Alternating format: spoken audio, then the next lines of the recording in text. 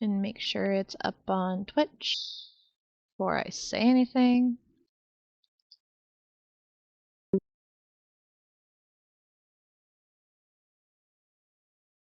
Testing, testing, 1, 2, 3. Cool, I can hear myself. All right. Hello and welcome everyone to Purgatory Corner, the Library of Dreams. This is your anxious bundle of joy, Eleonora, and we are in the section of Purgatory Corner, Tables of Tartarus.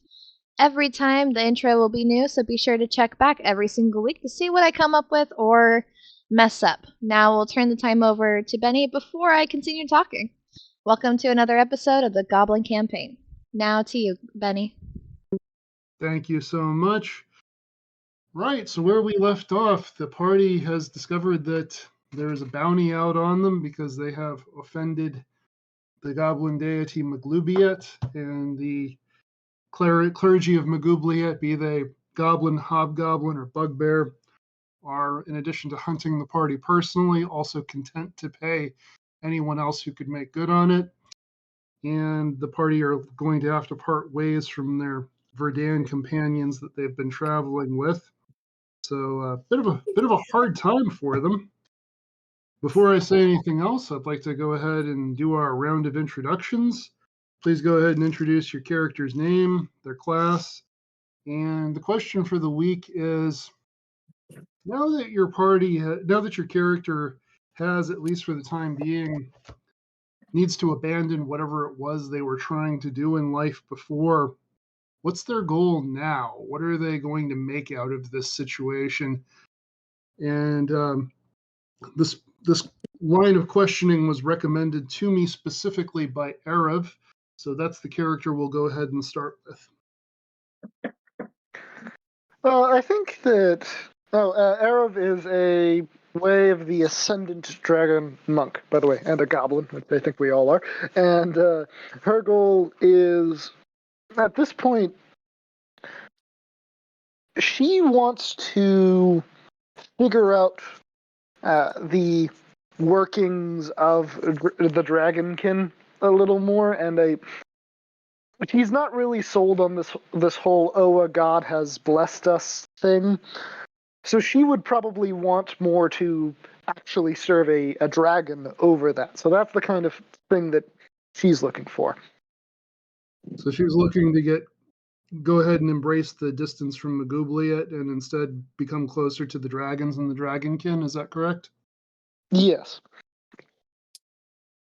Would she be thinking about this in terms of finding a dragon patron, or in terms of becoming a worshiper of Tiamat, or more of a solo venture of becoming something more like a dragonborn through some magical means? The specifics, I don't think she would have worked out just yet, given that it was only yesterday or like 2 days ago, that she met her first dragon, basically. Fair enough. Still reeling from the experience. All right. Yeah. Notlatch, that brings us to you. Notlatch is the rogue arcane trickster of the group. And right now, Notlatch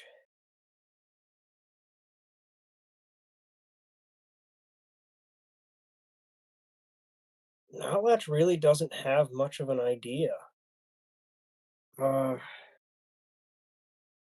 Everything was so sure just a few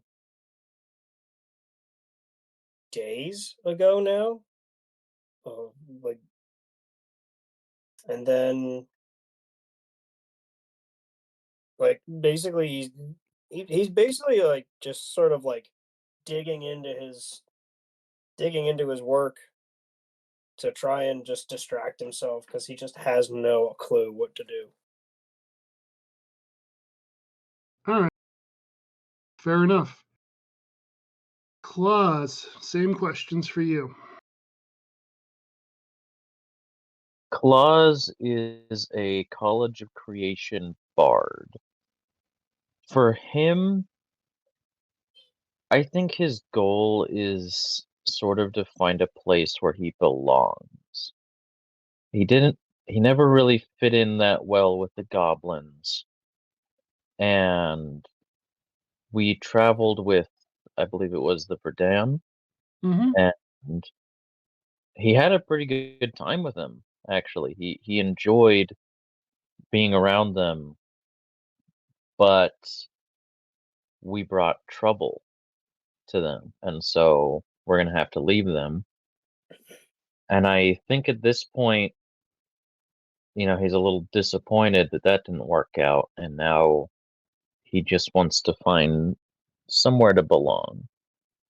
He has no big ideas about being a hero or whatever. He just wants to find a home, so to speak. All right. And finally, Klasky. So, Klasky is a goblin rogue thief. Oh, let me turn that down. Okay. She is a goblin rogue thief, level 3. She honestly has always been on her toes. She was kind of hoping things would work out with the caravan people we were with, but she is honestly not surprised that things ended up not working out because it's been basically a pattern to her. She is hoping that they will eventually settle and not have to keep moving constantly or some kind of trouble arise, but she doesn't have her hopes up quite yet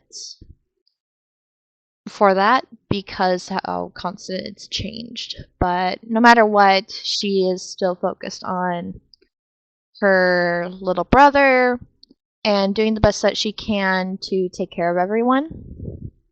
So she just adapts and keeps herself ready to be, I guess, disappointed in a way. Fair enough. All right, so we've got one character who has the beginnings of a plan, one character who's just looking to settle down somewhere, and then two characters who are kind of working on it. Now, just for a reminder, you haven't parted with the caravan just yet. They had agreed to take you to the next stop, and it'll probably be safer for you to part ways there. The next stop is a place that Claus, your character, would have some familiarity with.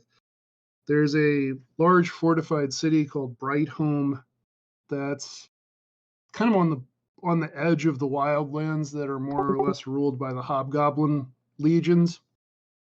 And Brightholm survives by a combination of being well fortified, having a strong army, but also occasionally just paying off mercenaries and paying off hobgoblin raiders to leave them alone. Now it's a bit of a trek to get there. It takes a few days. Something you all start to notice now that you've been traveling with the caravan for a few days is the caravans have cats, which are just mostly there to keep the mice and rat populations under control. But the cats, now that you've, as I said, been traveling with them for a few days, are starting to warm up to you a little bit. How do each of your characters react to that? Definitely weirded out, but the cats are definitely getting to her a bit, softening her tough exterior, I guess is the best way to explain it. Like, she'll, like, if no one's looking around, she'll definitely pet the cat or give it a treat. Okay. So, Claus, you would have had the most experience with this kind of animal before, but that doesn't mean you like them or care about them. What would your character's reaction be? I would say he would like them, and he wouldn't be shy about it or anything. He'd be pretty Okay. openly petting them, giving them treats or something. Okay. Not much.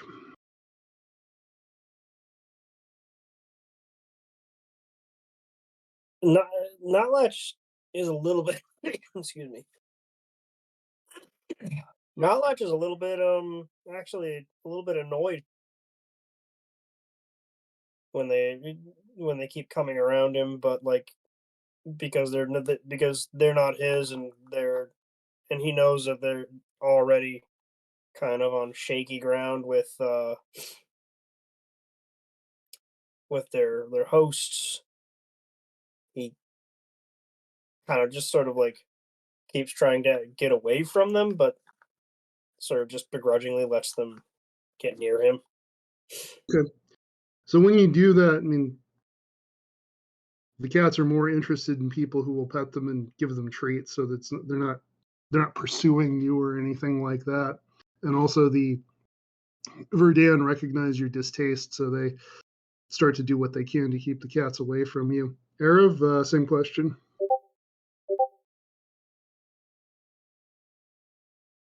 So Erev has been maintaining a pretty stalwart exterior throughout all of this. However, I imagine that basically while in the middle of trying to meditate and focus their mind, a cat wanders onto her lap and she just opens a single eye and starts petting it. Fair enough. All right. Is there anything in particular your characters would be doing in the couple of days before the next stop? Definitely would have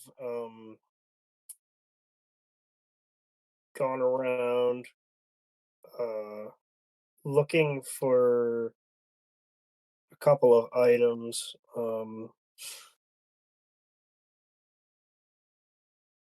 Some charcoal, incense, and some herbs. About 10 gold pieces worth, because... To be burned on a brazier by any chance? What's that? To be burned on a brazier by any chance? Basically, like, he's looking for the ingredients, sort of like one of those weird footnotes that he found in that book that the apothecarist gave him. Talked about being able to get ingredients through sort of like a back door without having to go look for the creature. And he's gonna take the time to cast the find familiar spell.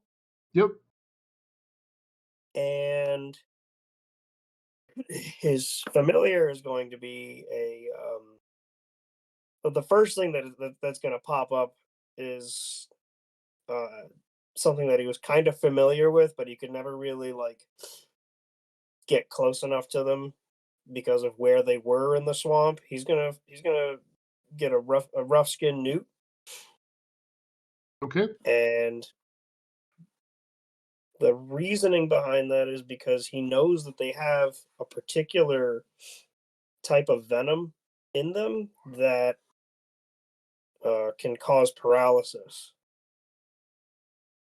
And so that's something he's going to try and take the time. Excuse me. He's going to try and take the time to harvest and coat like his blowgun darts with. So you are able to cast that spell. It's not so common. Spell ingredients are the kind of thing that Verdan would have on hand, and yeah, it's not too hard to talk them out of it. And you are able to summon that familiar and begin the work of harvesting its poison, its toxin. And I don't know if this will come up or not, but familiars under the terms of the Find Familiar spell can't attack. But if you find yourself in a combat situation, I will count it as an ally within 5 feet for the purposes of sneak attack. Yes. Is there anything in particular anyone else is trying to do while you're on this travel time?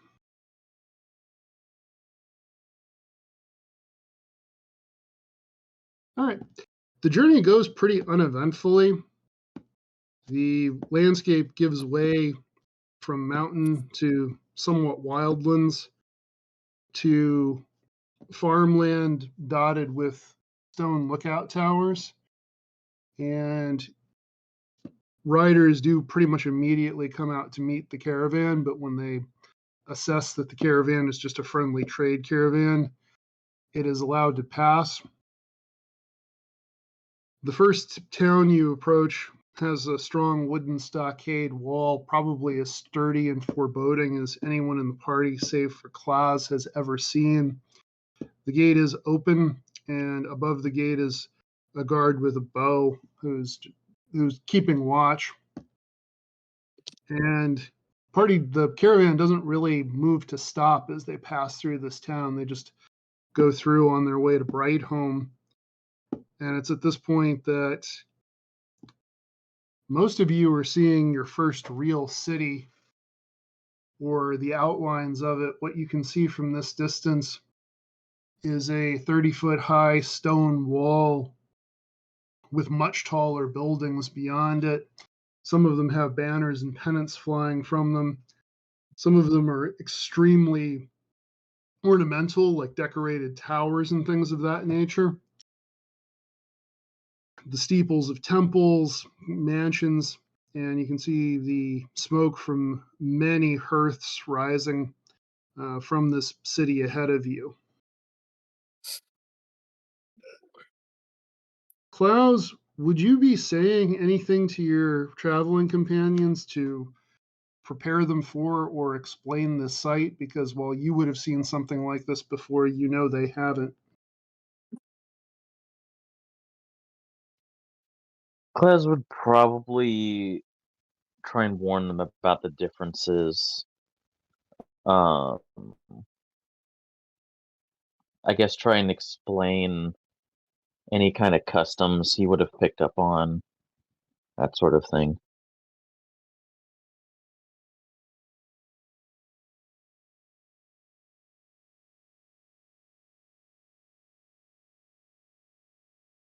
So the biggest differences that you're going to know of from the way the city runs to the way Goblin Society runs is that the people in the city don't necessarily know each other or much care about each other. And if you have a disagreement with someone in town, you can't necessarily just resort to brawling about it without incurring fairly severe consequences. With that information in mind, is anybody else in the party going to express any particular feeling about it, or are you just going to accept it? Plasky would just accept it. So if we get jumped by more followers of Baglebiet or mercenaries, we can't beat them to a pulp?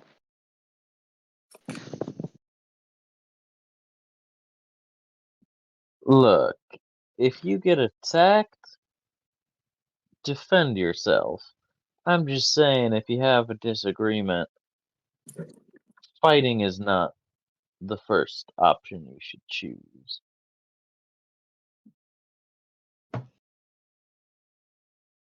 Maybe we should find somewhere to hide.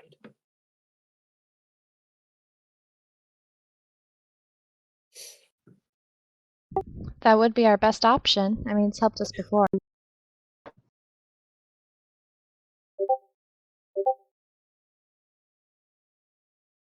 I agree. We should find some place to hole up and rest. Make sure it's not too close to any prying eyes.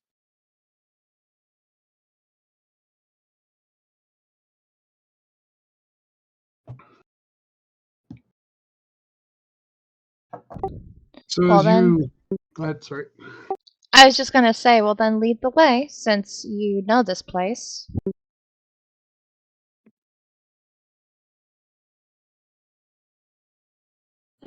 So when you reach the gates of the city proper, there's a line of people who are waiting to get in, and there are guards at the gate who are having very brief interactions with each person. Most of these are people who are farmers who are either bringing their goods to market, or some of them look like they're wearing clothing from someplace far off. You do notice that there are some goblins, hobgoblins, orcs, things like that in the line. And you notice the conversation with them and the guard seems to take a little bit longer, but they are, for the most part, being allowed in. As the caravan is approaching, are you all going to be in plain sight, or are you going to make yourself scarce in the wagons? What's your approach there? Klasky would make herself scarce. Good. Same. Glaz would probably follow and not be too visible. Okay. Serap's not really hiding. Okay.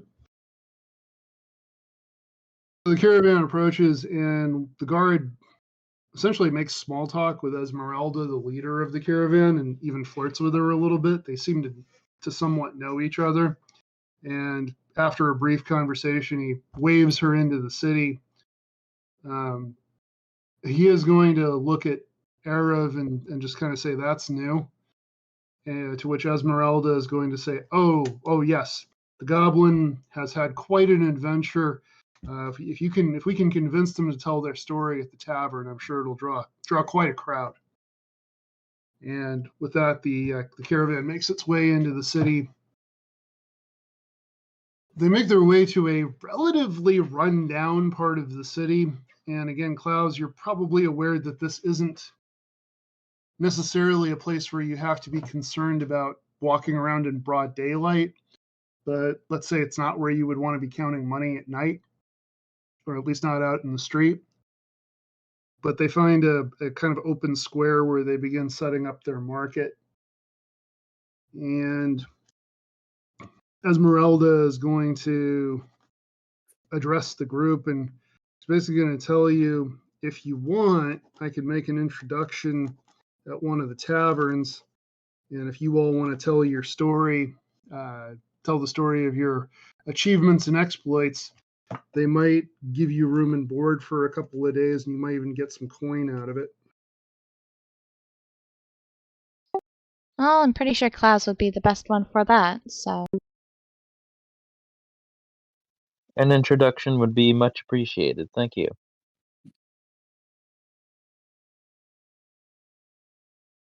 So she leads the four of you to a tavern called the Hog's Head, which the sign doesn't really identify the name of the tavern by any writing. It's just a taxidermied hog's head under a canopy over the door, which is, it's one way of letting people know that that's the name of this place. Inside, she introduces you to a very large man, large as in he's north of 6 feet tall. He's overweight, but he also has that kind of muscular build that would come with hauling kegs around all day. And as soon as she explains who you are, he's very loudly enough to drown out some of the nearby conversations going on at the bar. He's going to say, "Tell me a story. Come on, amaze me. What do you have there? What big stories have you little folk been up to?" Klasky will quickly push Klaus forward. It's like, well, it's quite the long story. I'm sure my buddy right here, that's wonderful with instruments and talking, and has a much more pleasurable face, would love to tell you.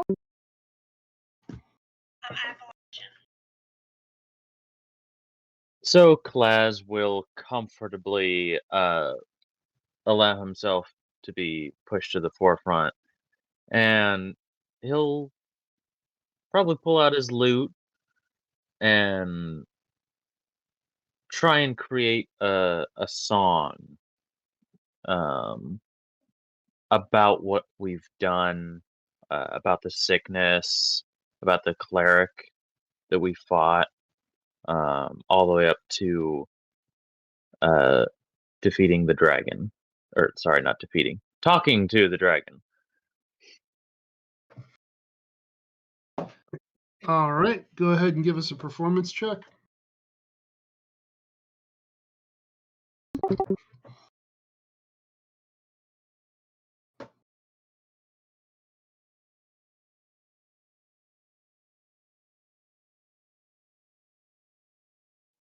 That's a 14.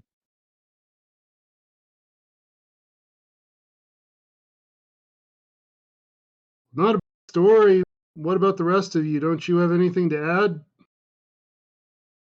You can't tell if he's just this loud because that's who he is, or if he's this loud because he's been drinking, but you'd believe either.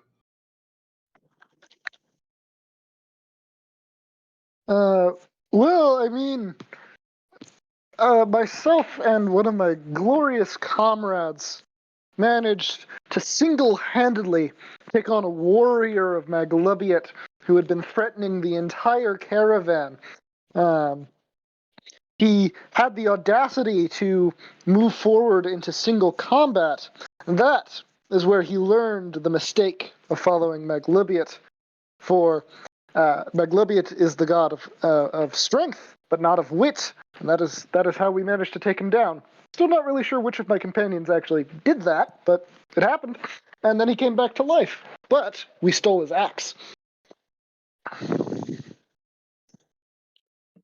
As I recall, you have that axe still. Your character in particular has that axe. Are you going to include that in any part of your performance?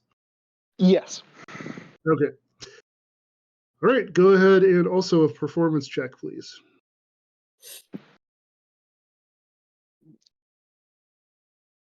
Uh, 18. Great. So you said what your character would say, but can you describe a little bit? I don't want to tell it for you, but can you describe a little bit how your character would be performing this? If they're flourishing the axe, or if they're pantomiming any of the battle, or if they're going just off of the strength of their voice and words alone.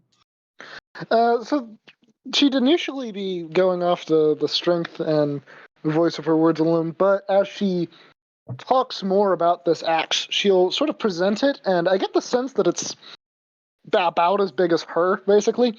So she's just going to put the head of the axe on the floor and sort of put a foot on top of it and tap it to prove her point. Amazing! Look at these little guys swinging these big weapons around. Don't you love it? Who here wants to see them perform later on? And there's cheers from the audience with varying degrees of enthusiasm. But the two of you get the impression that your performance has gone off rather well, and that you're going to be well received here. It's at this point that Esmeralda, the Verdan leader, is going to smile at your group and say, well, I really hate to part ways. I've grown rather fond of all of you, especially you, Klaus. You've become like a brother to me. And she's going to pat you on the top of the head. And she's going to say, but hopefully in our travels, we'll meet again.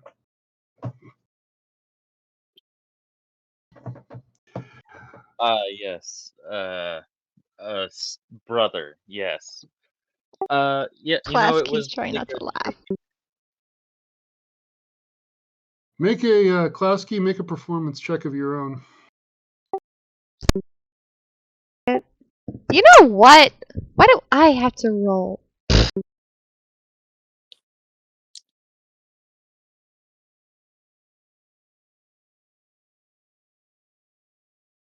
What'd you get? Give me a second. It's loading up. My sheet refreshed. So two things I'd like to make clear at this point while we're waiting for that to happen. One, the only reason for this performance check isn't for the purpose of securing your accommodations. It's for the purpose of covering up laughing at your brother. Additionally, any check you're asked to perform, you can choose to fail if you want to. So I guess what I'm getting at with that is it's entirely up to you what you do with your character, but if you want to just choose to fail at this and laugh at your brother openly, you can do that. Yeah, I want to purposely fail. Like, she's not gonna outwardly loudly laugh, but you can definitely hear her a little bit as she tries to hide herself and conceal it. I rolled a nat 20, but I want it to fail. Fair enough. And Klaus, it sounded like your character was just trying to pass this off as like, yes, definitely, brother. That's what we were going for. Is that something like what you were trying to do? Yes, it was. Just for the fun of it, make a deception check.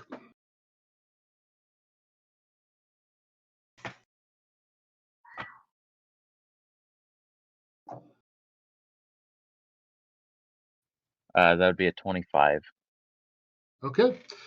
So yeah, everybody sitting at the bar, including your companions, except possibly for your sister, who's trying not to laugh at you, is convinced that you had a sibling-like relationship with the tall, exotic Verdan lady.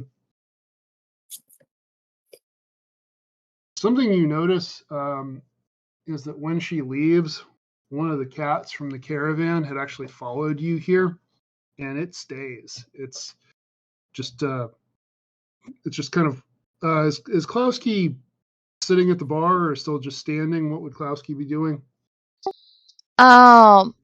At this point, she would probably be probably still standing or just sitting with her siblings once they sit. Okay, so the cat is essentially pacing back and forth between Klaus and Klowski, those being the two characters who seem to be the most enthusiastic about them. And you get the impression that you've acquired a cat. Yes. Plasky will pet the cat. All right. And yeah, very the cat happy. is here for it. Yep, the cat is here for it. The cat seems to adore you.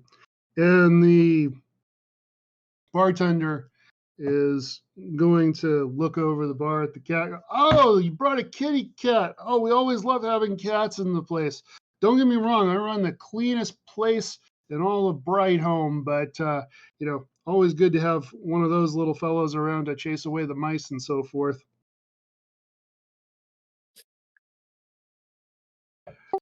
Good to know. So he's going to invite you to make yourselves at home in one of the rooms upstairs, and you'll have a few hours before he expects you to give a more full and elaborate performance for his evening crowd. It's early afternoon at this point.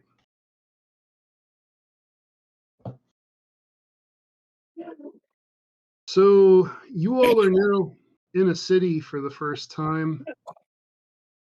What are any of your characters going to be trying to do with this experience?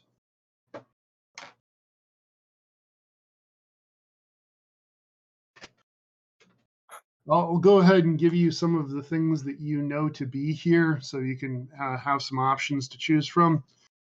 There are markets around the city, although you don't have a whole lot in the way of coin, mostly just whatever your character's starting gold would have been. There are temples to several deities here, including Magubliet, should you, for whatever reason, decide to go that route. And there's also at least one library, although you don't know that it's open to the public.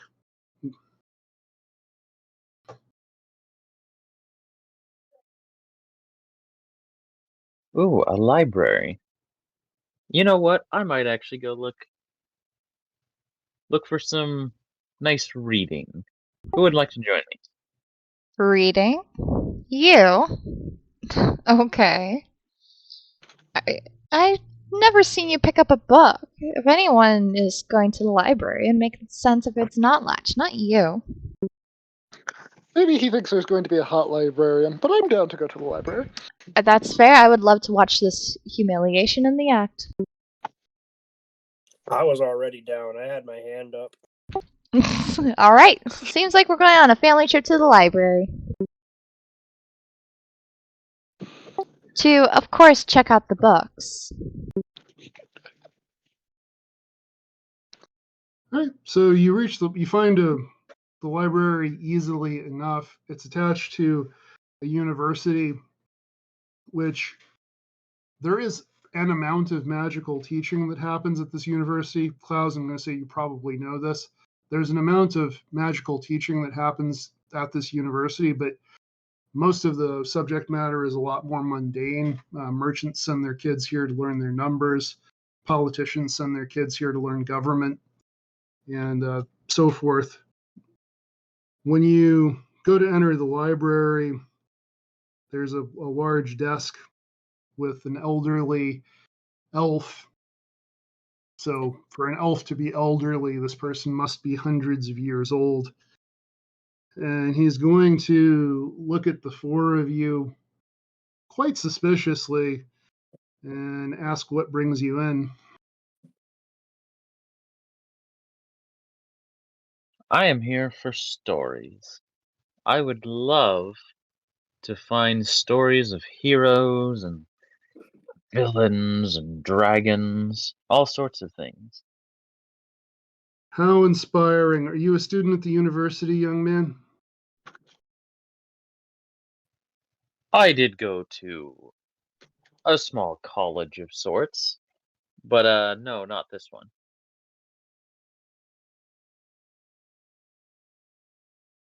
Again, this person's looking over the group skeptically and going to say, look, I don't want to discourage a thirst for knowledge here, but this is primarily for the use of the university.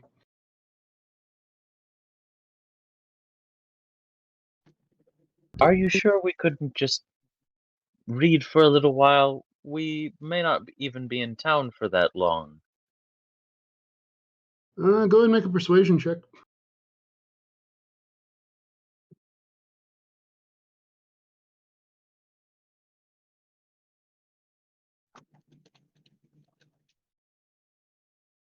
That's a 24. All right, you can browse the stacks. Just don't do anything dumb like take anything. These books are hard to make, and people get really in their feelings if they're mishandled or damaged or, heaven forbid, disappear. And yeah, I'm going to be watching you. And he does the thing where he points to his eyes and then points to you.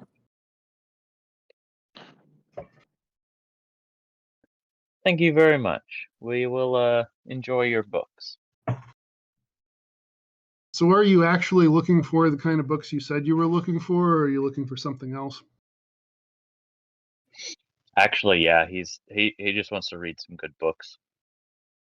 You find, well, since this is a world where dragons and magic are real, you are able to find essentially a history section with some very well written, written to be entertaining as much as to convey information. In particular, you find a large tome by a well-known scribe called Volo. And in the course of reading Volo's manuscript, according to him, it's not uncommon for goblin raiding parties to travel with either brass or silver dragons, although you can't quite recall having heard of such a thing.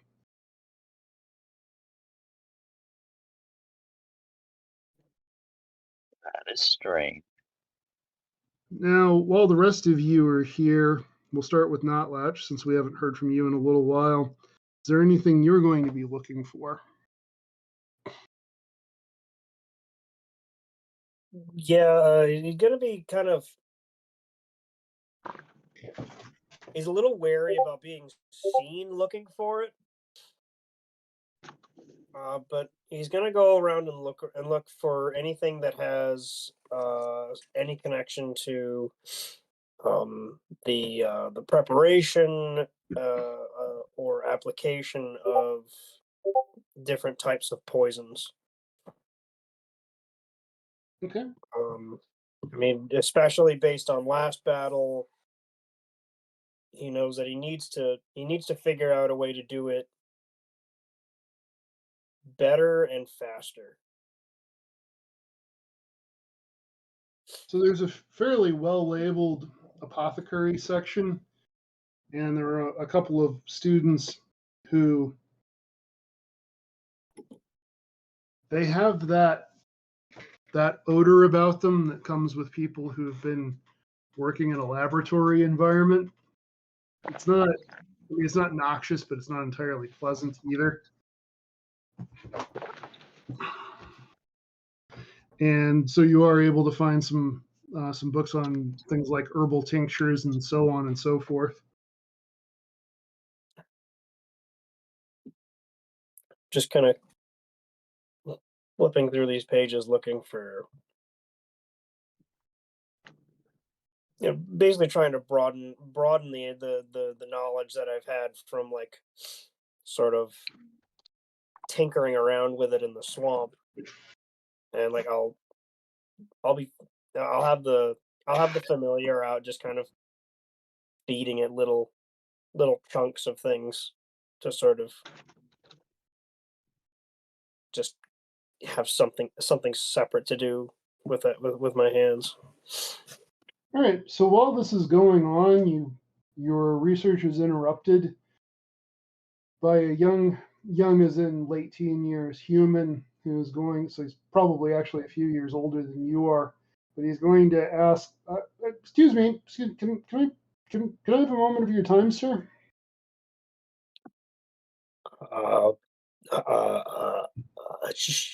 Sure. If it's not too rude to ask, where are you from? Um, um,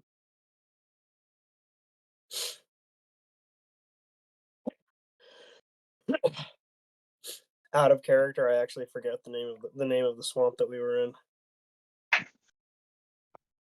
I mean, you would just know it as the Goblin Swamp, essentially. Yeah, we're from the Goblin Swamps, off to the. Delightful. I've been learning about the tinctures, the herbs, the plants that grow, but I've never met anyone who had firsthand experience of them in their own environment. Would you be willing to speak with me for a few minutes? I want to learn a little bit about the conditions in which these things grow. Sure. Might take a while. Kind of motions to how he's talking. I'm in no hurry, and he's going to start speaking in heavily accented and slightly broken Goblin. And he's going to ask, would it be easier for you if we spoke like this? I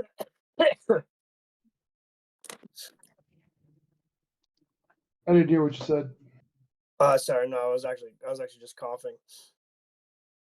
Nods to him, and actually the stutter is a lot less prevalent in Goblin because of like the way the words are formed in Goblin.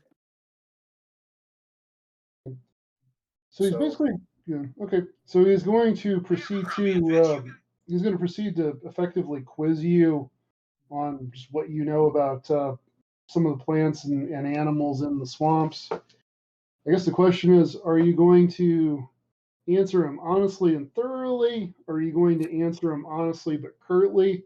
Or are you going to be deceptive about it?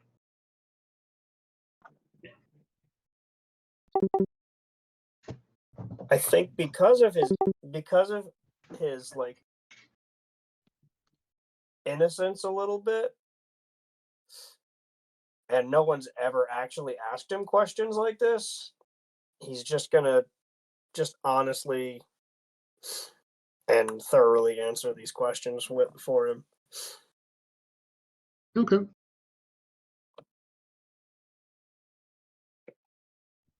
Just kind of going into detail about like, when you're, the way that they grow, which seasons they grow the best in, and harvesting them so that you get the most out of each one. Okay. So this person you have his rapt attention. At some point in the conversation, you learn that his name is Callan and he's a student at the university and he's the son of an apothecary. So he's very much talking shop with you, and there's a little bit of a gap because he has different names for plants than you do, but you've got kind of a kindred spirit in having a fascination with this subject. While that's going on, what would Klasky be getting up to? Klasky would simply be wandering about most of the time, I guess. Maybe find herself just people watching for the most part. Because, yeah, she can learn from a book, read about the town and such, but she learns best observing and watching on hand. Okay. Go ahead, and it could be either perception or insight, whichever one you're better at.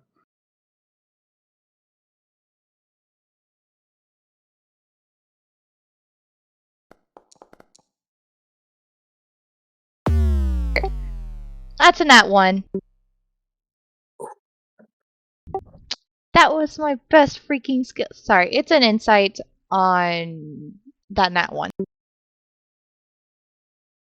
All right. Yeah, I mean, this is it's a new kind of place. It's new kinds of people. You're basically able to establish that people came here to read, and that's about the extent of it.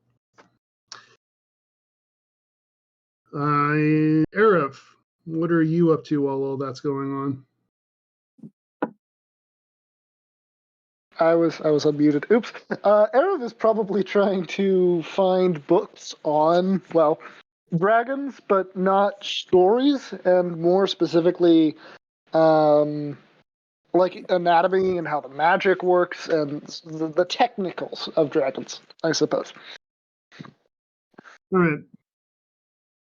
So, correct me if I'm wrong here, but it's not just a question of finding a book about dragons, but it's a question of finding a well-written, factually accurate, and somewhat concise book about dragons. Would that be accurate?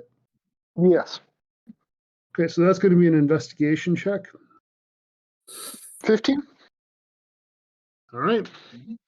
15, you find a book by, it's in the introduction of the book, it claims to have been written by a priest of Bahamut. And it's basically just a guide to dragonkind. It goes into some of the differences between the chromatic dragons and the metallic dragons, and talks about the differences in their breath, the different styles of horns that they have. It's pretty much just a well-written book about everything factual and dragon related. Is there any particular piece of information you're trying to glean from this? Yeah, I think that Arab is, it's sort of trying to learn like where they can be found in the normal world, not in the Gith realms. Hmm. All right. So what you learn from this is that where dragons are is wherever people aren't, generally speaking, partly because people tend to avoid contact with dragons, but also because pretty much every form of dragon is somewhat solitary by nature. You are able to learn that in the mountain range that you came from kind of curves around the wastelands that the hobgoblins inhabit. And in the far south, there are believed to be some living dragons of different kinds there, although you don't have a tremendous amount of detail on them. All right. Yeah, so Arab's going to write all of this information down. Okay, so you do that, and you're able to have that information for future reference. Cool. Yeah, no, that's her primary thing. Okay. And the shadows grow longer. The librarians begin to light both mundane candles and magical orbs to illuminate the library. And you know that it's getting to be time for you all to head back to the tavern and give your performance that's buying your room and board, unless there's anything you want to do before you do that.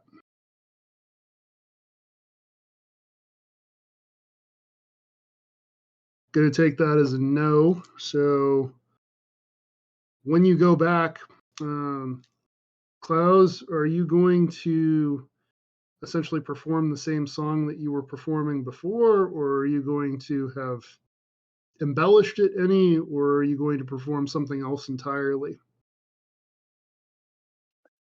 That was pretty much improv the first time, so I feel like he would spend a little time refining it. Okay.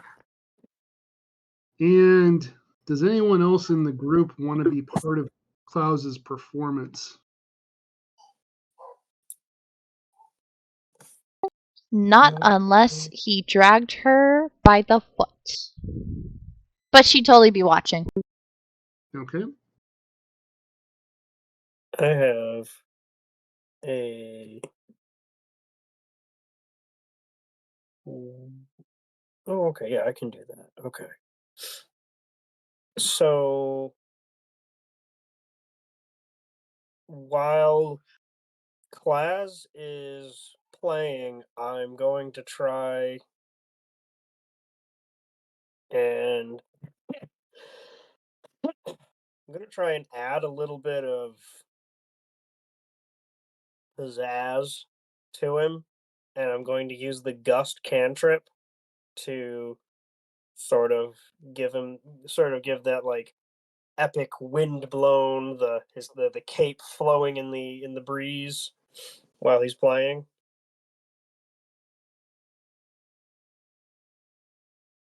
All right. And Erev, what are you getting up to while that's happening?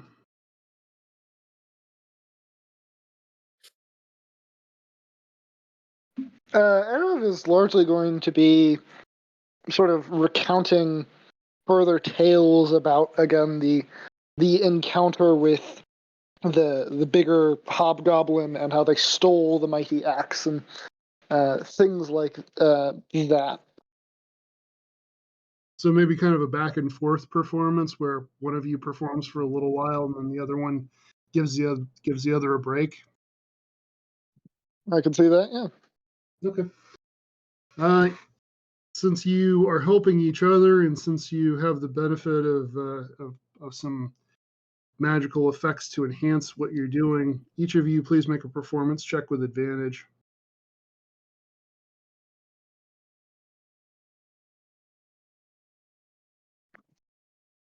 Natural 20. Okay. 24. Okay. Describe a little bit how you all are rocking the house and what effect your performance has. We'll start with Klaus. Again, he's probably using his lute, turning it into a bit of a singing a story. Hopefully people would be listening, perhaps laughing. He'd try and make several jokes throughout the story. Just going for a very lighthearted story time. All right. Now, Erev, are you going to continue with that theme for a lighthearted story time, or are you going to go with a heavier, more serious, and darker theme to contrast it? Erev is continuing with the lighthearted theme, but applying it to the tale of the felling the hobgoblin, making him sound like more of a bubbling idiot than anything. All right. So yeah, the crowd is absolutely in love with you. The innkeeper is thrilled with you. Klowski, you are provided with a mug of ale that is something larger than a pint, and given your goblin size, it's a little bit physically difficult for you to just even manage the thing. She's determined to finish it. Fair enough. So when you all are finished your performance, you're doing so to raucous applause, and everybody's clapping you on the back. It's the kind of thing where you feel like, especially Klaus, you would have a sense after this performance that you could probably get a performance somewhere else at a higher end establishment in town later if you wanted to.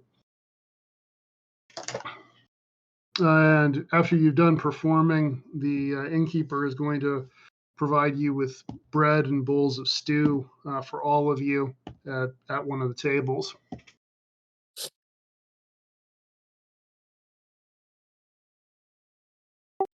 This is absolutely amazing. Thank you. FYI, I rolled for her con save just for fun, and she rolled a 4. So that pint did a doozy. Fair enough.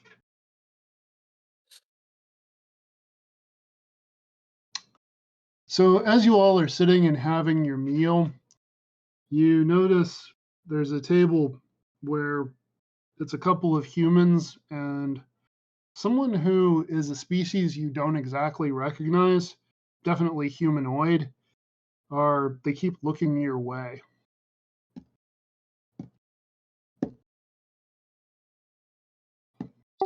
Klasky will look at them and is like, what you want? Honestly, you're not gonna get much if you keep looking at us like that. You undressing us or want to kill us? Or join us? Either way, I recommend you stop it. She's loud and drunk. I'll lean over to Klaz. We need to find a way to hide. I think we may have made too much presence. Go ahead and give us a stealth check, because it seems like you don't want that conversation to be heard. Yeah.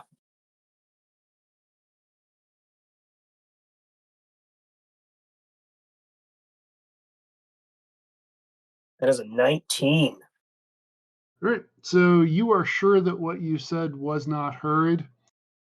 The person who you can't quite identify what they are is actually making their way over, smiling at Klowski, and he's just going to say, okay, just settle down. We don't mean any harm. We don't mean any hostility. Nobody's here to fight. We are just here to enjoy the evening. But, well, your performance confirms everything we've been hearing about your little group. He's standing at the table holding his mug, and you get the impression that he would like to sit with you, but he's not being too pushy about it.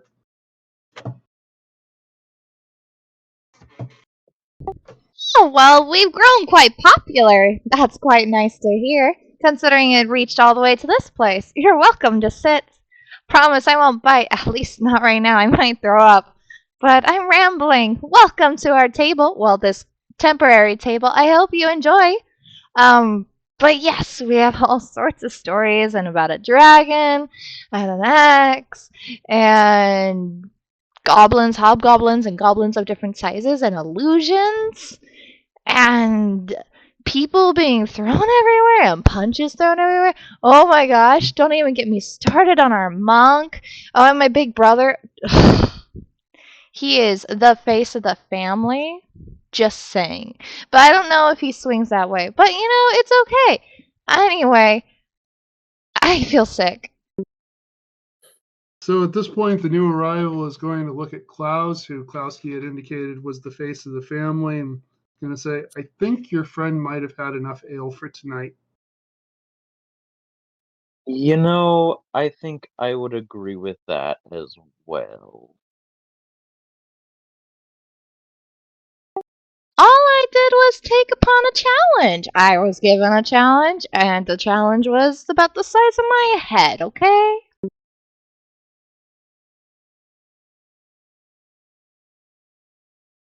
So is it true what they say that that Magubliet himself has taken notice of you all? In the negative sort of way, yes. Well, good for you. I fucking hate him.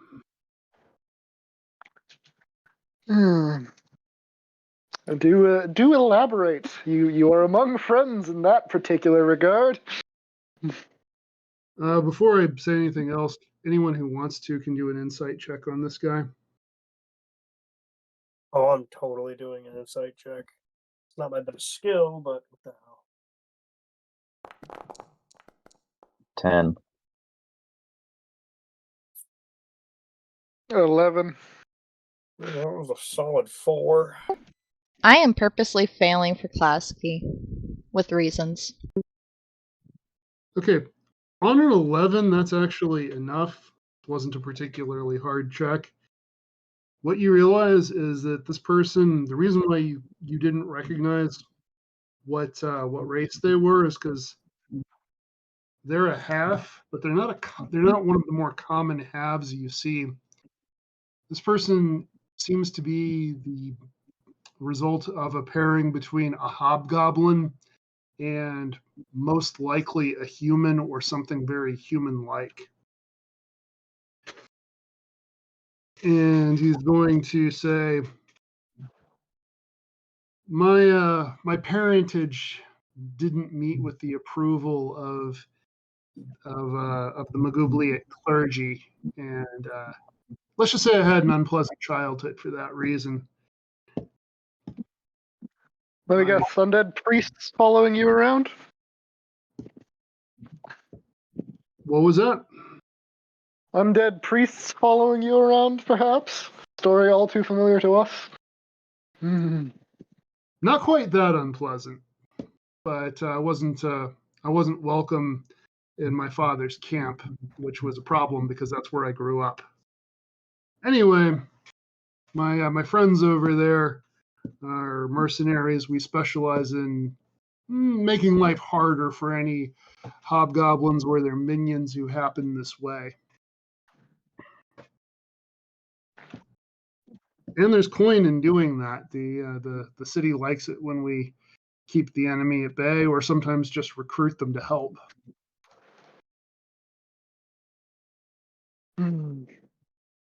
That sounds pretty kick-ass, if I'd say so myself. I mean, our buddies right here absolutely are basically unstoppable. You should have seen the guys we dealt with before, you know?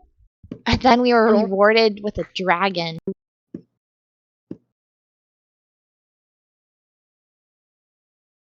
I think it was Klaus was starting to say something. No, I wasn't trying to say anything. Oh, okay. I think that was me. Yeah, the Arab is just sort of. Are you offering? Because as much as we would love to aid in that endeavor, this particular priest we have angered, and maybe Magleviat himself, a bit above your common hobgoblin, per se, and especially when we hear the rumors that he's raising a war host against us. All the more reason for us to get out there and get active. We're not going to wait. We don't wait for hobgoblin armies to form and march on the town. We need to go after their supply depots. We need to disrupt them. We need to stop their efforts to recruit goblins and bugbears. We're what you might call proactive in this. But given your particular talents, it seems like you have a particular love of dealing with the priests of Maglubiet and every reason to dislike him. We would be very fortunate to have you join us. And he indicates the coin purse on his pocket, which is very full of coin. He's going to say it's lucrative. I mean, I certainly understand if you'd rather stay here and sing for your meals, but there's a lot more out there in the world if you want to take advantage of it.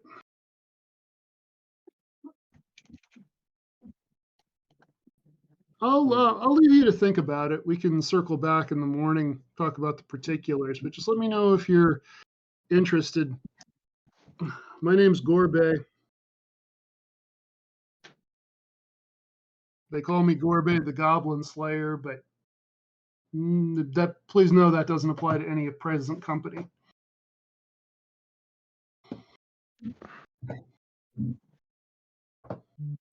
Good to meet you,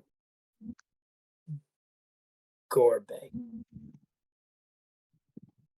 In a form of goblin language that you haven't really heard before, or that you've heard before but very rarely, essentially the equivalent of Shakespearean.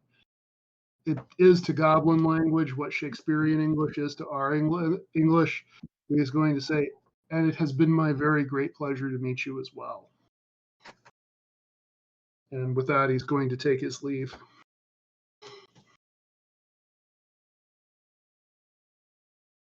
Well, that was strange. That was interesting. I think we should join with them.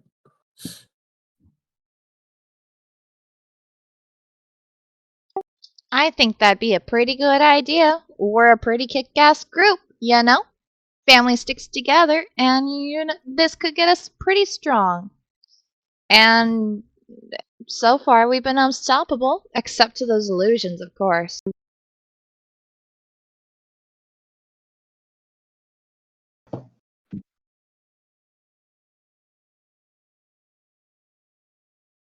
The clouds are. Go ahead. I'm just looking back and forth between the other two, just trying to get like a consensus.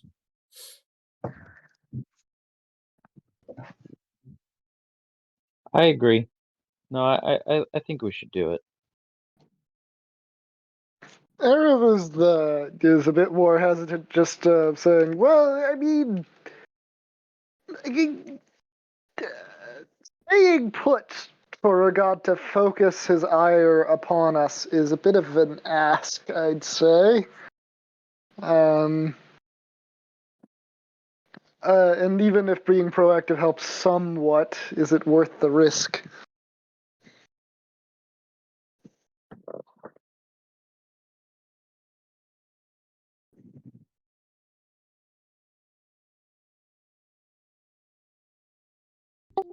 I think it'll be alright. I mean, a job's a job, and we need the coin.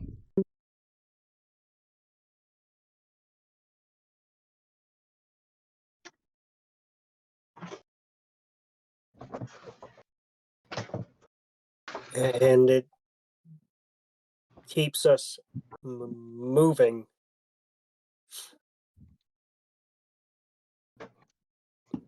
We're less likely to be caught.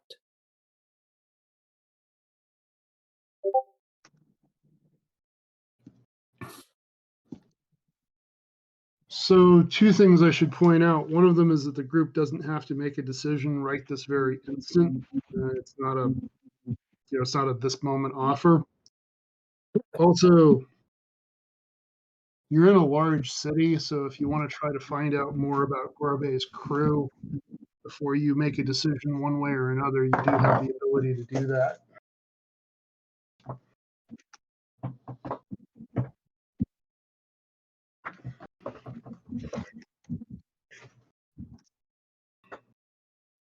Perhaps we should look into it more. Kind of take a look around. I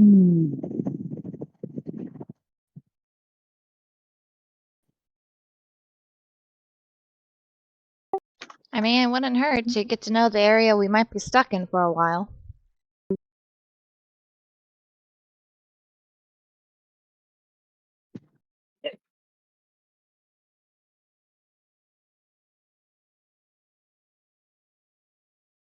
Right.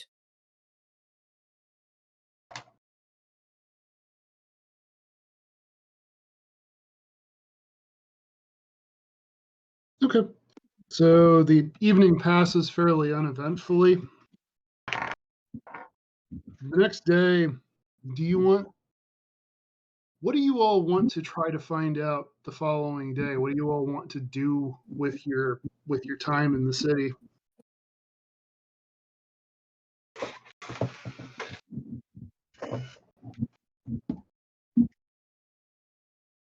I'm going around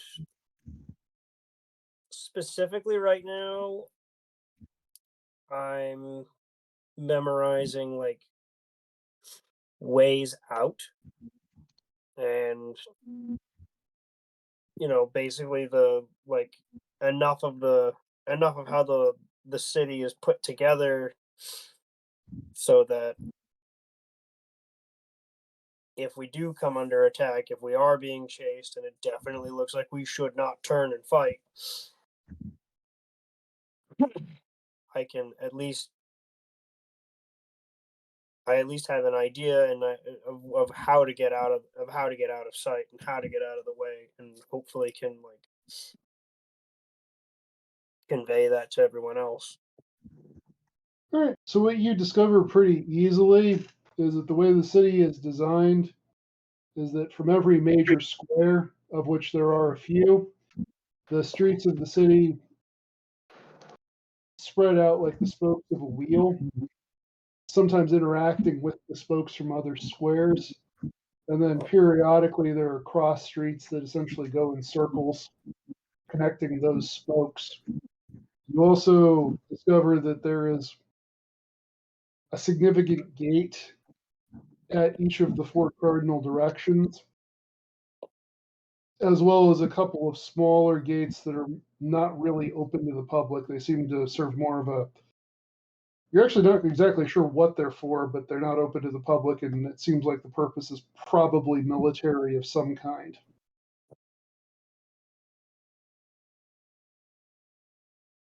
It does seem like, not knowing your way around the town, it is a place that it would be fairly easy to get lost, just given the it's not laid out on grid lines or anything. Right. Is there a sewer system? Oh yeah. There's a river that flows roughly through the middle of town, and pretty much the further into town you get, the worse the river smells. It's the source of the town's water, but it's also what takes the town's waste away. Okay.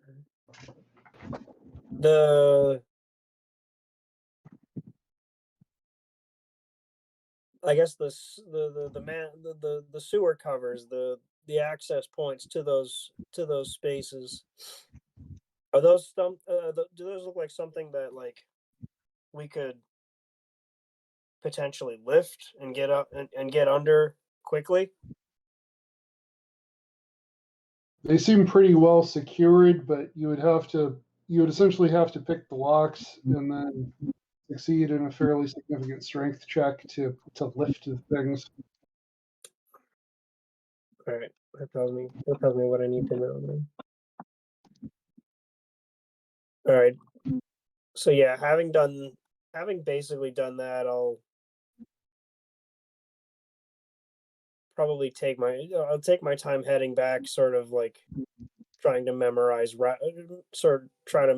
route, at least a long, windy route through alleys and stuff back to the tavern. All right. What's everybody else doing? Erev is gonna start asking around, trying to get information on the hobgoblin who's been attacking us. I'm just trying to see if he's been here as well, or if there's any news on the host or what.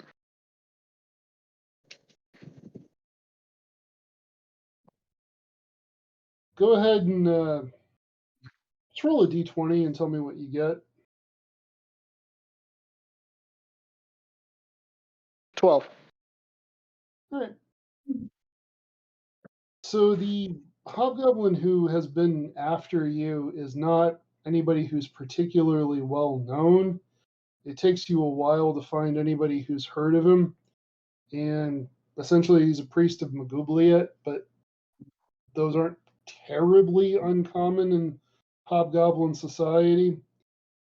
And what you are able to find about him is that his warband has been becoming more active for the last couple of months, which is probably what brought them to the swamp in the first place, is they were recruiting for some kind of raid or operation that they were going to undertake. Hmm. But the people here aren't like, these are the people he would be raiding against. So what they know, it's not like he would have ridden into town, explained his plans to them, and then left. It's what they know is from rumors from scouts and so forth. That makes sense.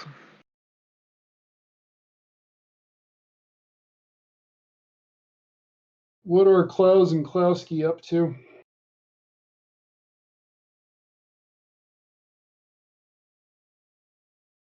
Klaz would have probably also just asked around, potentially gotten the same information, but that's what he would have done. Same story. Go ahead and just roll a d20 and tell me what you land on.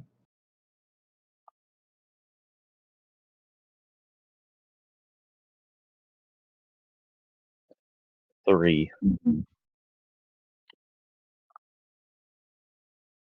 So Klaus discovers that there's a portion of the university that hosts sports, and as it happens, the women's swimming team is practicing today in their swimsuit, and he's not really inciting very much. Klowski, what are you up to? She would be drinking water and trying to pull herself together, but she would be gathering information about the guy the kind of humanoid they are going to be working with. Just to get more information about his group and such. But other than that, she'd be just people watching and likely lingering at the bar because that's where you learn the most about the place you're at. So, All right, so sounds like a perception check.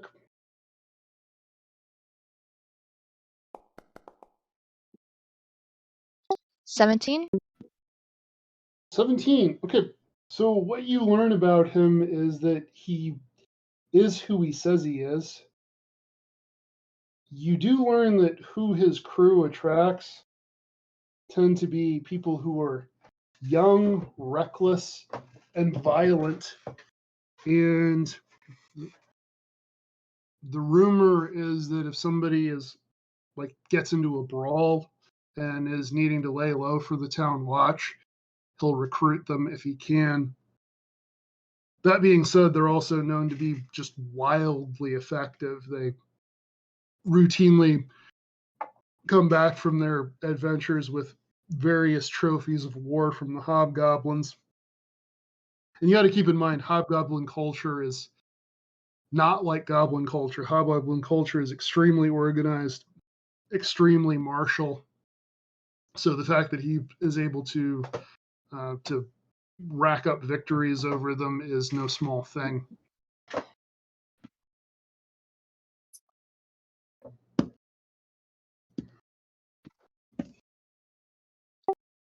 She will take note of that.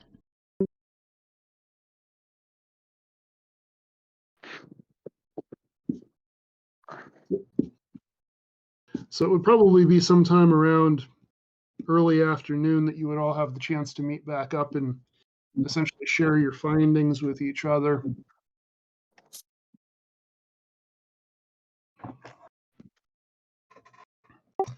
Well, other than this headache I'm starting to get, the guy we're working with is as truthful as he can be.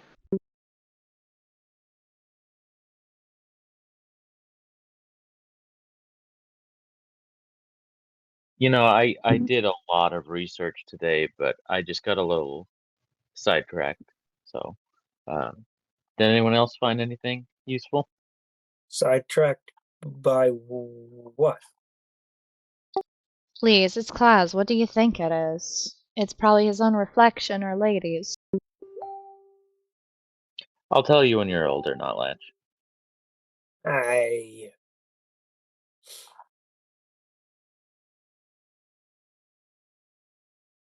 Arab is just going to ignore that and go, well, I discovered that the goblin, or the hobgoblin host is getting bigger, and is probably not intended for us. It looks like the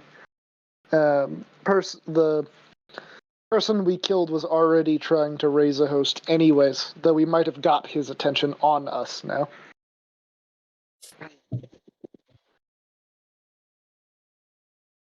If we find ourselves in that kind of situation where we should run, I figured out the layout.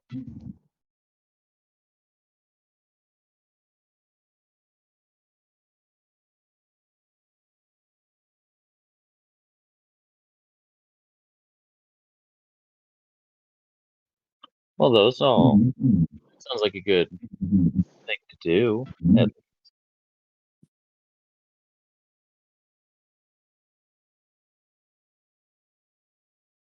So, Arav, your character was not too enthusiastic about teaming up with Gorbet.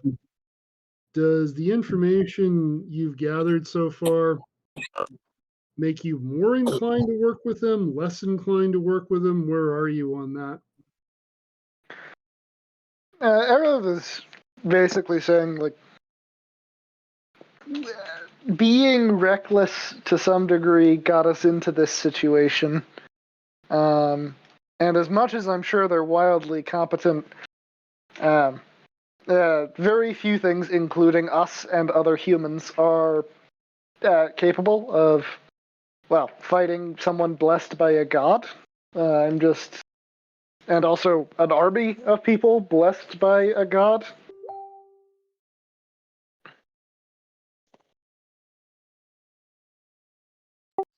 I mean, that is a fair worry, but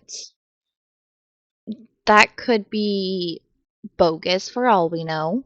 I mean, technically, we've had a god talk to us or show us visions of how to solve something.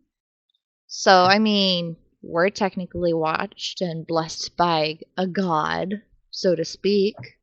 They could be just saying that to say that all because they got, I don't know, water splashed on their head. Yeah, we didn't come back from the dead. I mean, yes, that's true, but I mean, we could still do it. I mean, we've made it this far, and we haven't died yet. Or we can just keep running. I'm of the keep running plan. Where class What? and not Flash in this conversation? By where are, I mean, are you all leaning, based on the conversation that's happening, are you all leaning toward find a way to get out of Dodge, or are you leaning toward work with the mercenary?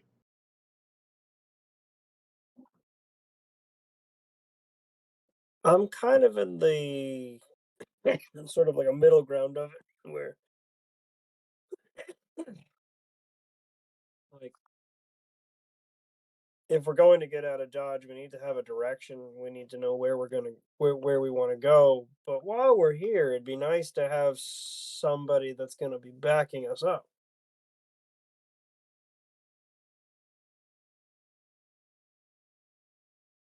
I don't know. I'm not too keen on getting into another situation.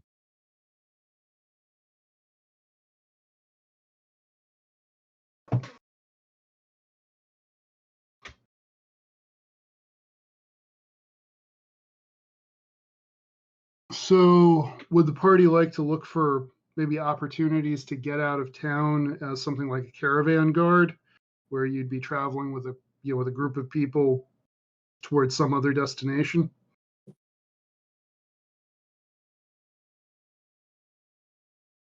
Sounds Could like do that. something preferred. That way we can stay hidden and keep moving.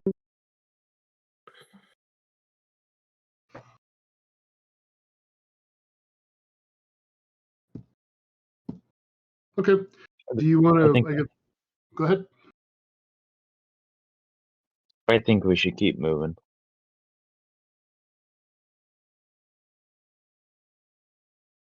Yeah.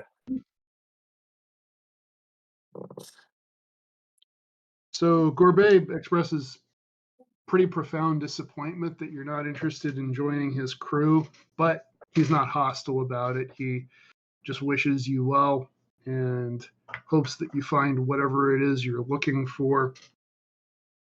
And he does also mention that further to the south, there are cities where there's less exposure to the hobgoblins and the goblin horde. There are things like dwarven citadels and some human cities. They're more fortified and further away from goblin and hobgoblin territory.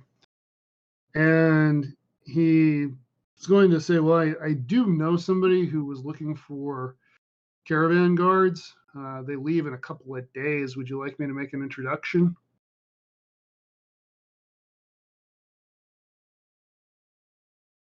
I think we could handle that. That sounds great. It's honestly something we've already done before, so.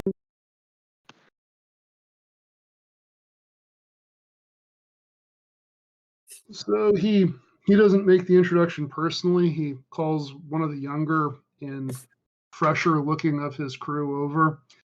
They take you to one of the town squares, and you are introduced to a man called Mathis, who is a human, probably in his mid-30s, who informs you that he's got a couple of wagons that are going to be heading south, and he needs caravan guards, and he will pay you.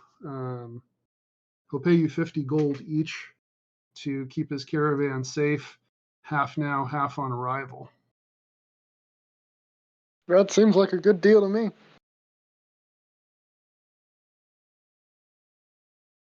Yeah, quite like that.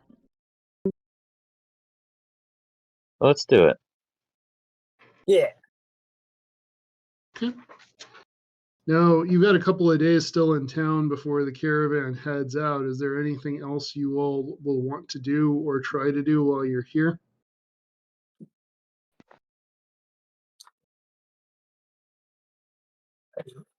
In preparation for what we're doing, I'm going to be taking the time to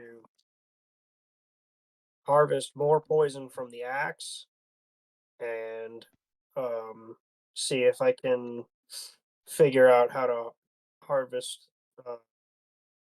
more venom from the from my familiar and try and get all of my my darts coated with the with that venom. All right, so for the task of trying to harvest poison from the familiar, go and make an intelligence check.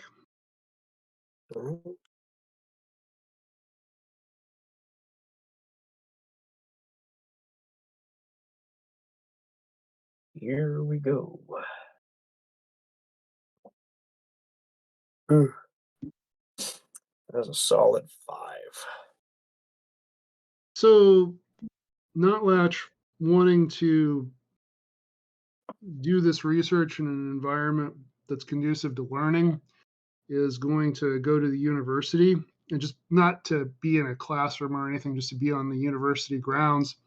And surprisingly, Notlatch is also going to discover the training grounds where the university women's swim team has their practices, and finds himself inexplicably distracted from his work in such a way that he'll probably need to discuss it with Claus later to get details on how all this works.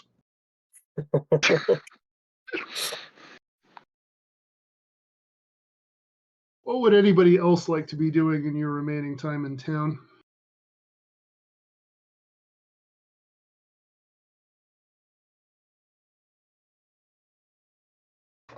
If anything. Arav is going to be largely seeing how to seeing about perhaps selling the axe, and also wants to discuss with everyone else. Like, we're in a place where we could feasibly sell this now. What is the opinion on selling this for some extra coin? I'm surprised you don't want to keep it as a weapon. It's really heavy, but I'm not opposed to it. I just want to know everyone's opinion. We could all use the coin, and at the same time, I could use it to protect us all. Like in the midst of harvesting the poison from the axe, I think we should hold on to it.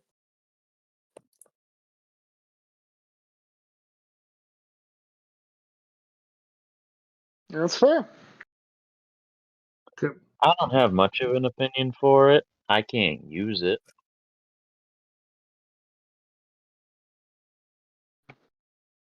All right. So you're hanging on to it for the time being, and you could always decide to sell it later.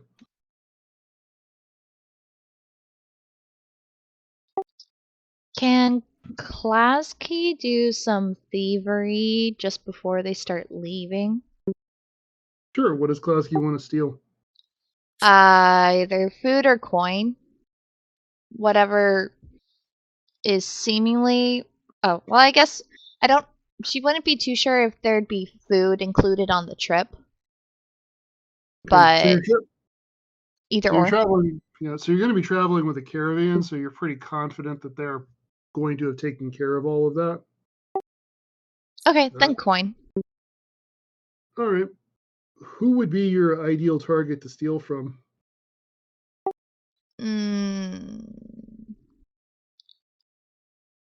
Likely drunks or a crowded area.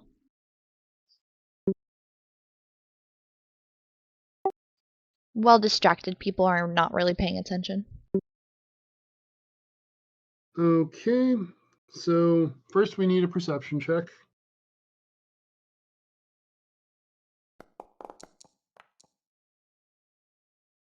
That will be a 19. All right. So you spot what appears to be a very finely dressed young man, probably a university student, who is slobbering drunk. And you notice it's the kind of thing where even his friends who are clearly with him are kind of putting their distance away from him because he's just loudly and obnoxiously inebriated. And if you want to go ahead and try to separate him from his coin, go ahead and make your sleight of hand check. Okay. That will be a 26. Not quite a nat 20, but still pretty. All right. You are now in possession of a coin purse with 100 gold and a small diamond in it.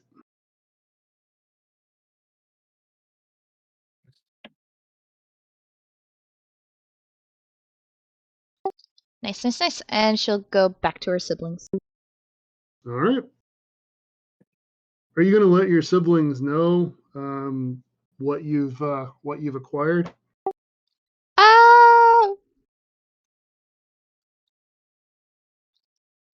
If it looks safe enough, I'm going to tell them quietly. I was like, hey, I just got a pretty good loadout, so if we don't succeed part of this mission, I think we'll be good, you know?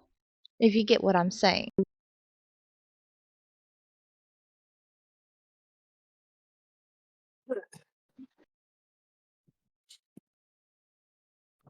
In Thieves' Cant, I'm going to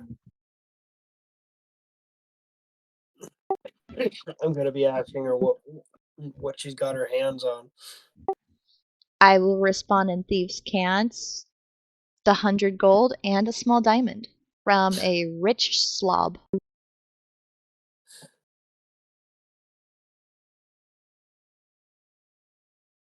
So you blinked a bag from a shiny penny. I didn't quite catch that. What was that? So you blinked a bag from a shiny penny. Yep.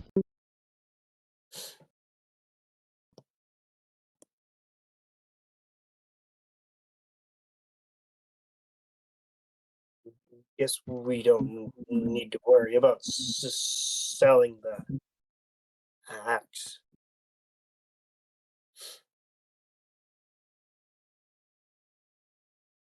Nope, I think we're good to go with this. This amount's probably more than what we would have gotten with the axe. Besides, the axe helps us with stories.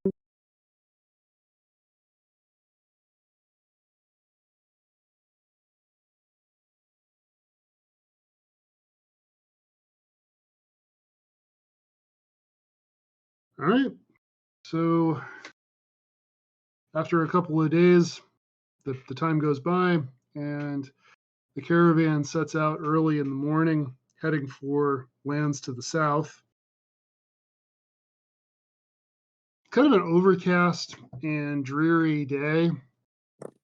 The land around you is very quickly goes from being farmland to being sort of savanna. There's grasslands with intermittent trees here and there.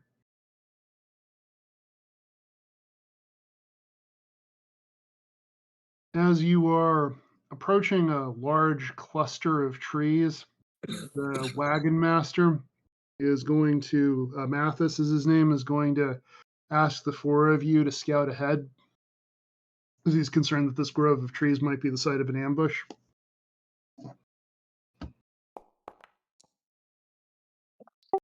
Will Oh, yeah. do, sir.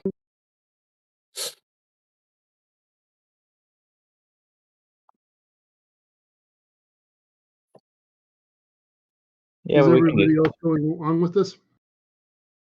Oh yeah. Arav will lead up the charge as the best melee focused one at least. Okay. Class follows. All right. So as you approach the grove of trees, several birds take off, just having been somewhat startled by your approach. Other than that, there's really nothing here. It's so it seems to have been a false alarm. When you turn back to go back to the caravan, among the caravan are now several hobgoblins. None of them have weapons drawn. And when you see this, what's your immediate reaction? Weapons drawn and ready to go. Yeah, Arav's got her fists all lightninging up.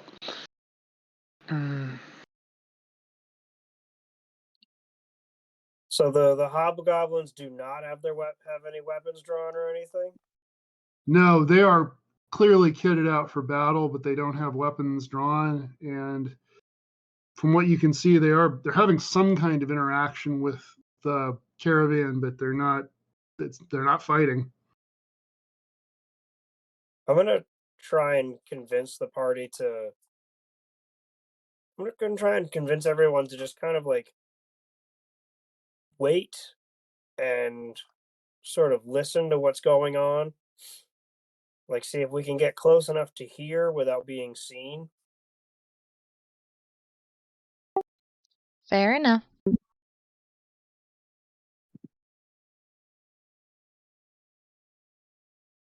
Anyone who wants to can go ahead and make a perception check. Dibs. Oh yeah. That will be a 23. That'll be a 19 on my part. Okay. A 9. I got a 13. All right. So the 9 and the 13 don't get you much, but the higher rolls, you hear the wagon master saying to one of the hobgoblins, right, so yeah, just right ahead up at the grove of trees. You can go ahead and take them. We'll wait for you. And I believe that'll pay our toll for passage. To which the hobgoblin's going to say, yep, pleasure doing business with you. And at that point, the hobgoblins turn your way and begin to advance. And that, I think, is where we're going to leave it for tonight. Raggedy bitches. Well, asses are going to be kicked, but you know what won't be? Yours, because you'll have a wonderful rest of the day now that this episode is over, and we'll sit in your thoughts as curiosity will brew for next week. Hopefully, you guys have a wonderful rest of the night. You know where to find us for next week. And you know where to find the rest of these episodes if you ever missed out on one. They'll be in the YouTube channel soon enough. And make sure to check out the link tree. And if you're part of the Discord, you'll get notifications. Or subscribe to the Twitch account and you'll get notified. Anyway, catch all you soon enough. Bye. Hey. Bye. Bye.